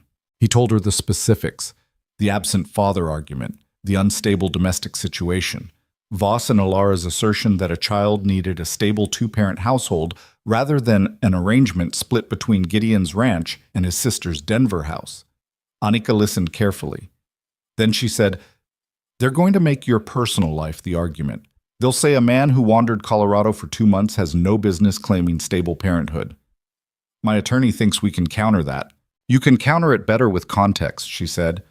If the court understands what you were doing and why. Not the test, not that, but the fact that you weren't abandoning your life, you were... She stopped, looked at her hands. I'm not sure I'm the right person to make this argument. You might be the only person who can make it credibly, he said. You were there. She looked up. The lamp in the room made her face the same amber honest it had been that night beside Life's bed during the blizzard, when they'd talked until the storm wore itself out. I'm still working out what I think about us, she said. I want you to know that. It's not resolved. I know. But Alara and this man are trying to take your daughter, and they fabricated legal documents to steal your land, and I have information that's relevant. She met his eyes. Those are the facts. The rest I'll work out separately. She went to court 12 days later when Life was awake and mending and had already requested his star charts be brought to the facility room, which Caldwell took as a positive sign about his patient's fundamental disposition. The courtroom was formal and cold and smelled like wood polish and old paper. Alara sat on the other side with Harlan Voss, who was a broad, well-dressed man with the comfortable posture of someone who had rarely been told no by institutions. He looked at Anika when she entered with the mild curiosity of a man assessing a variable he hadn't accounted for. Anika did not look at him. She sat where Merritt directed her, folded her hands, and waited. She testified for 2 hours. She was not dramatic. She did not perform outrage or play for sympathy. She answered questions with the same precise, unadorned directness she brought to everything. What she had observed, what the clerk had told her, what the document showed, what the discrepancy meant. Merritt walked her through it methodically. When Voss's attorney cross-examined her, attempting to characterize her as a biased witness with personal connection to the respondent, she agreed that she knew Gideon Cross personally, and then explained calmly that knowing someone personally did not change what a document said or what a county clerk had witnessed. The judge, a dry-spoken man named Aldrich, who had clearly heard every variety of legal argument this territory had generated, asked her 2 questions directly at the end of her testimony. The first was about the completeness of the record she'd retrieved. The second was about her certainty regarding what the clerk had told her.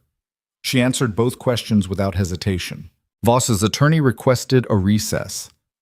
In the corridor outside, Voss himself said something to Alara in a low voice that made her jaw tighten visibly. The recess lasted 40 minutes. When they reconvened, the land challenge was withdrawn.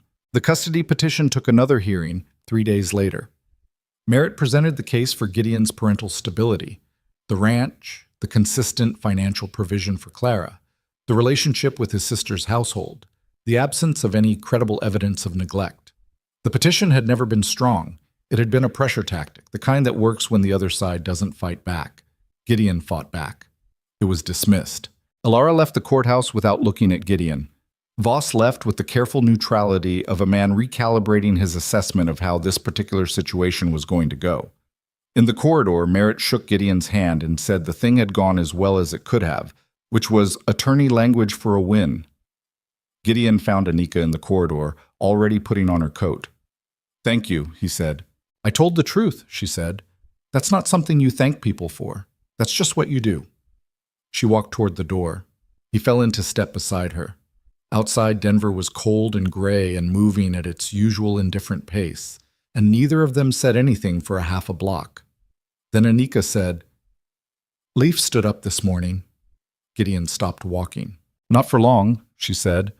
"Caldwell's team had him on parallel bars, 30 seconds, maybe. His legs held weight." She said it the way she said things that mattered, plainly, without decoration. Her voice was even. Her eyes were bright in a way that had nothing to do with the cold. He stood up. Gideon stood on the sidewalk of a Denver street and felt something large and warm move through him that he didn't have a clean word for. 30 seconds, he said. "Yes, that's enough to start. That's what Caldwell said." She looked at him. "That's what Leif said, too. He said," her voice caught briefly, "just once." She let it. "He said he needed to get back to his equation." 30 seconds became a minute. A minute became 5.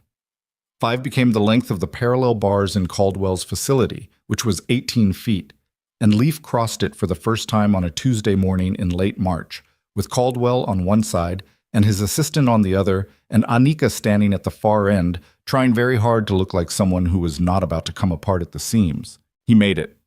Slowly, with the particular ugly effort of a body relearning something it had forgotten it knew. The shaking in his arms where they gripped the bars. The way his legs moved with the slightly wrong timing of a mechanism being tested after long disuse. It wasn't graceful. It was not the kind of thing you'd put in a painting. But he crossed the 18 feet and reached the end and looked at his sister and said, breathing hard, "I told you." She said, "You told me nothing. You told me maybe." "I told you with my eyes. Your eyes lie sometimes." He laughed. Caldwell caught him by the elbow before the laugh could compromise his balance. The assistant made a note. Anika pressed the back of her hand to her mouth for exactly 3 seconds, and then lowered it and told Leif he needed to sit down and rest, which was the most Anika thing she could have done in that moment, and everyone in the room understood it for what it was. Gideon heard about it an hour later when Anika found him in the small courtyard behind the hotel where he'd taken to having his morning coffee because Denver's streets were loud and the courtyard was not. She sat down across from him and told him what happened without preamble, the same way she told him on the sidewalk about the 30 seconds, and he listened. And when she finished, they sat in the quiet for a moment, and he understood that the quiet was not empty. It was full of something that neither of them had words for yet, or perhaps words that they had and weren't ready to use. Recovery was not a clean line. That was the thing Caldwell had been honest about from the beginning, and the thing that the weeks following proved repeatedly. Leif had days when the progress was visible and real, and days when his body simply refused, and he sat with the particular frustration of a very intelligent man whose mind had outpaced what his legs could do. He wasn't patient by nature. Patience was Anika's quality, not his, and the slower days tested him in ways that the surgery had not. He'd been unconscious for the surgery. He was awake for every slow day. Gideon spent time with him on those days, not with speeches or encouragement because Leif had no use for either and would say so directly. He'd bring a book or Leif's own papers, and they'd sit together and talk about the things they'd always talked about. The orbital calculations, the Norwegian scientist's latest letter, a theory Leif had developed about the relationship between two star clusters that he couldn't prove yet, but was convinced was real. Talking about the work reminded Leif that the work was still there, that it hadn't gone anywhere, that the equation was waiting. One afternoon in April, Leaf looked up from his papers and said, without particular transition, "You're going to ask her." Gideon didn't pretend to misunderstand. "I'm thinking about it." "Stop thinking. You've been thinking since October." Leaf put his pencil down. "You know what your problem is? You built a system to protect yourself. The system worked so well that now you don't know how to act without one. You keep waiting for the right conditions. The conditions haven't been simple. Conditions are never simple. That's not a reason." He picked the pencil up again. "She's not going to wait indefinitely, not because she'll find someone else. She won't. She's as stubborn as you are. But because she'll decide the uncertainty is worse than knowing, and she'll close the door herself to stop the drafts."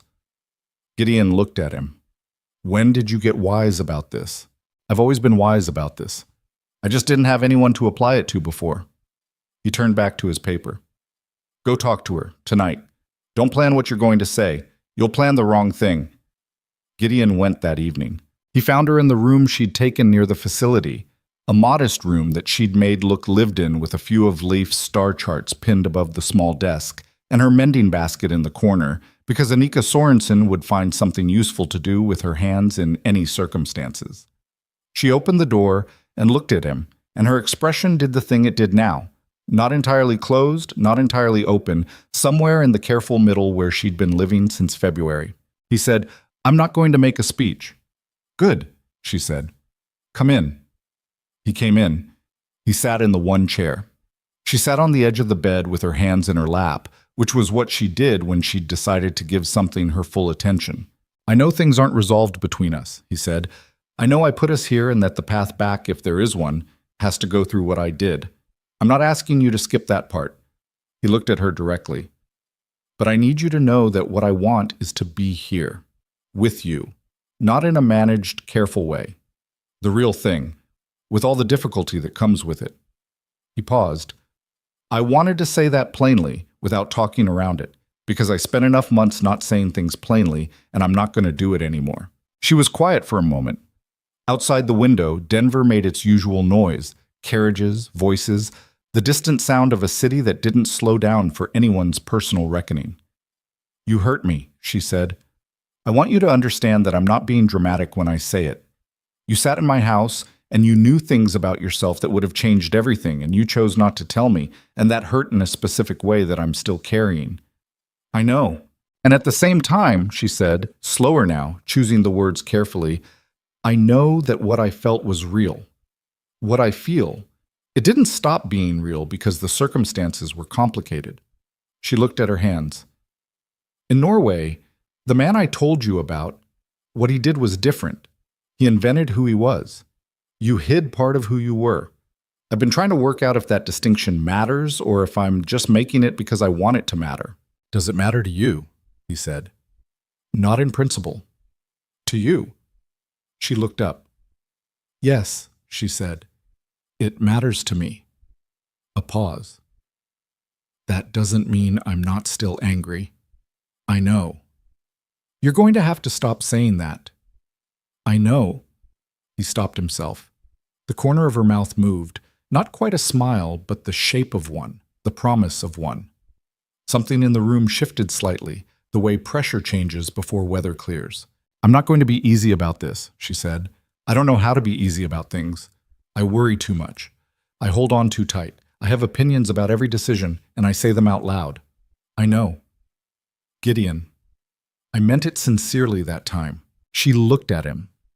The almost smile settled into something more real, more complicated, the kind of expression you only make in front of people you've decided to trust with the unguarded parts. It wasn't a resolution exactly. It was more like an agreement to keep working on one, which was, he'd come to understand, what honest things actually looked like. Not the clean arrival, but the ongoing work. "Ask me what you came here to ask," she said. He did. She said yes, not immediately. She sat with it for a moment, not performing hesitation, but actually feeling the weight of the word before she gave it, because she was not a person who gave things without meaning them. Then she said yes. He did not feel triumphant. That wasn't the right word for it. He felt something closer to relief that had been waiting so long it had changed into something quieter and more permanent. He felt the stone that had lived in his chest since a Denver lawyer's office in October of 1881 finally, after 2 years and 8 months, go still. He also felt, already, the low-level awareness that he had real work ahead. The trust rebuilt was different from trust given for the first time, and that different meant harder in some specific ways, and that harder was what it was, and he was going to do it anyway. That was probably the most honest feeling of all. They married in June, on the ranch. It was not a large wedding. Gideon had enough money to make it as large as anyone could want, and neither of them wanted that. Walt was there, standing with his arms crossed, and the expression of a man who had suggested something 2 years ago and was satisfied to have been right without needing to say so. Margaret was there with Clara, who had been told the week before and had responded by asking very specific questions about whether Anika liked rocks, and upon being told that Anika respected rocks but was more of a practical person, had decided this was acceptable. Caldwell came, which surprised Gideon until he remembered that Caldwell was a man who believed in following a case to its outcome. Leaf walked to the ceremony, slowly, with a cane he'd accepted after arguing about it for 2 weeks, and then using competently enough that the argument became moot. He walked from the house to the spot under the wide sky where they'd set up the simple arrangement of chairs and flowers, 130 feet, give or take, which was the longest he'd walked unassisted since before the mine collapse. He did not rush it. Each step was deliberate, and his jaw was set in the particular expression of a man doing a hard thing without asking for acknowledgement. He got there. He sat in the chair in the front row and looked at his sister standing next to Gideon and said nothing, because nothing needed to be said. The ceremony was done by the local justice of the peace, a practical man named Hollis, who read the words with the cadence of someone who knew them well and meant them no less for knowing them. The sky was the wide, uncompromising blue that Colorado does in June, the kind that makes you feel the size of things. The mountains in the distance were still white at their peaks. The ranch grass ran out in every direction, green from a wet spring, and the cattle somewhere beyond the south fence made their distant, indifferent noise. Clara stood beside Margaret and watched the ceremony with the focused attention she gave to things she was deciding what to think about. Halfway through, she reached out and took Margaret's hand, not because she was scared, but because she was feeling something that wanted somewhere to go. After, in the particular looseness of a small gathering where everyone knows everyone and nobody has to perform, Gideon found himself standing near the fence line with Walt, who had a cup of something and was looking at the land the way he always looked at the land, like he was conducting a private inventory. "Well," Walt said. "Well," Gideon agreed. "Good day." "Yes." Walt drank from his cup. "Took long enough." "It did." "The Norwegian kid? He gonna be all right?"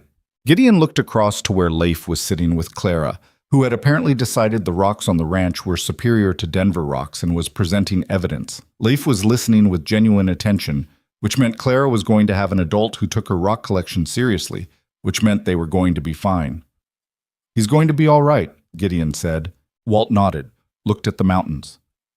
"Good ranch for a family," he said, like it was a new observation, which it wasn't, but sometimes you say things because the saying matters, even if the knowing was already there. "It is," Gideon said. That evening, when the gathering had wound down and the sky had gone the deep colors it went in Colorado evenings, colors that didn't ask permission and didn't apologize, Gideon and Anika sat on the porch of the main house, not talking, just present in the same space with the kind of easy quiet that you can't manufacture, that only comes from having been through enough together that silence doesn't need to be filled. After a while, she said, "Tell me something true." It was something she'd started saying in the months since February. Not as a test, that was the wrong word now, for both of them, as a practice, a way of keeping the door open that they'd both agreed to keep open. He thought for a moment. "I was afraid of this," he said. "Not the wedding, not the day. The thing after, the staying." He looked at his hands. "I knew how to want it. I'd forgotten how to trust that wanting it was enough to make it work." She was quiet for a moment, then, "What changed?" "You went to the county clerk's office," he said. "You went because you decided I was worth helping even when you were still angry at me. I'd spent 2 years trying to figure out if someone would want me for the right reasons, and you answered it when you weren't even thinking about answering it. You just did it because it was the right thing to do. He looked at her. That's when I stopped being afraid. She held his gaze for a moment. Tell me something else. I still don't know what half of Leaf's equations mean. Neither does he, yet. That's the point of them. She shifted slightly so her shoulder was against his, which was how she did closeness. Small adjustments, ungrand, real. My turn. All right. I almost told you to leave in October, she said. When you first started coming around, I saw you watching Leif and I thought, here's someone who wants something. Everyone wants something. I was so sure. She paused. I told Leif I thought you were trouble. He said probably yes, but the interesting kind. Gideon almost laughed. He said that in October? He said it the day after you first talked to him. She looked out at the darkening land. He was right. You were the interesting kind. The stars were coming out. Not all at once. The way it happened on the ranch, away from city lights, was gradual. The sky deepening layer by layer until suddenly there were more than you'd been tracking and you'd missed the moment of transition. Leif would have named them. He was inside with Clara, who had negotiated a later bedtime on the basis that this was a special occasion and had won it, and they were probably looking at Leif's charts and arguing about something specific and being, despite the argument, entirely at ease with each other. Two people who had found that they understood the same things, which is its own kind of family. Gideon thought about a man sitting in a Denver lawyer's office in 1881, signing papers with a steady hand and a hollowed chest, convinced that he would never know if anyone saw him clearly. That man had built a system, 25 chances, careful rules, a test designed to protect him from exactly the kind of vulnerability that turns out to be unavoidable if you want anything real. He'd run that system with the dedication of someone who mistakes caution for wisdom. He'd been wrong, and the wrongness had cost him, and cost Anika, and cost months that could have been spent honestly. But there was something underneath the wrongness that wasn't wrong. The wanting was real. The need to be seen, not for what he owned, but for who he was. That wasn't weakness or damage. That was just human, the most ordinary and difficult human need there is. He'd gone about it badly. He'd built walls and called them methodology. He'd confused control with safety. What had actually made him safe wasn't the test. It was her. Standing in Hooper's store, counting pennies without embarrassment, bringing coffee outside in the cold because her brother wanted to show a stranger the stars, not knowing she was being watched, not knowing she was passing anything, just being exactly who she was, completely, in the specific and imperfect and real way that some people manage and most people don't. He hadn't found what he was looking for by testing for it. He'd found it by staying long enough to see it.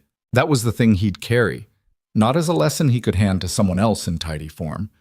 Life lessons rarely survive translation into advice, but as something he knew in the bone now, the way you know things that have cost you to learn.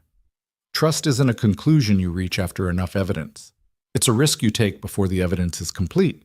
You jump, and the ground either holds or it doesn't, and you live with the outcome either way.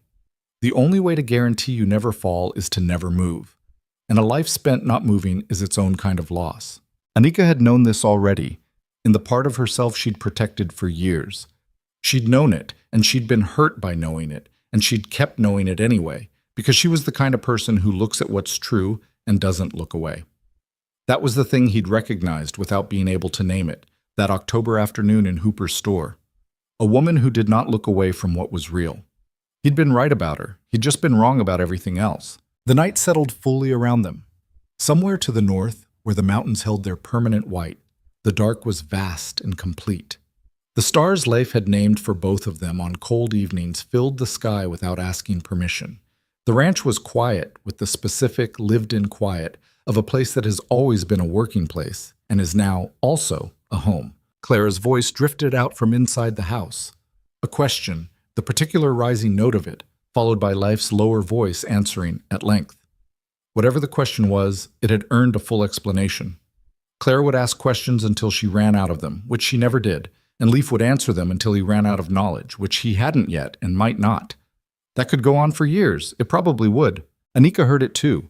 He felt the shift in her beside him, the slight release of something that had been held for a long time. the exhale of a woman who had spent years being the only one watching over someone she loved, discovering slowly and with difficulty that she was not alone anymore. "Leif's going to finish his equation," she said. Quiet. A statement of fact and something more than that. "He is," Gideon said. "He says he'll have it by winter." "Then we'll hear about it all winter." She made the sound that wasn't quite a laugh, but came from the same place. "We will." A pause. "I think he's going to correspond with that scientist until one of them dies. The Norwegian one." "Good. He needs someone who can keep up with him." "You keep up with him." "I keep up with about 60% of him. The other 40 I just nod at convincingly." She did laugh at that. A real one, short and warm, and the sound of it went out into the Colorado night and was simply there for a moment, unremarkable and irreplaceable. The kind of sound a house makes when it's full of people who have found their way to each other through all the various wrong turns and hard weather and necessary honesty that the finding required. Not a perfect sound, not a perfect house, not a perfect man, not a perfect woman who had been through enough to know that perfect was not the standard worth holding anything to. The standard was real. The standard was, does this hold weight when you lean on it? Does it stay true when you're not watching? It did. That was enough. That was in the end more than enough. It was everything.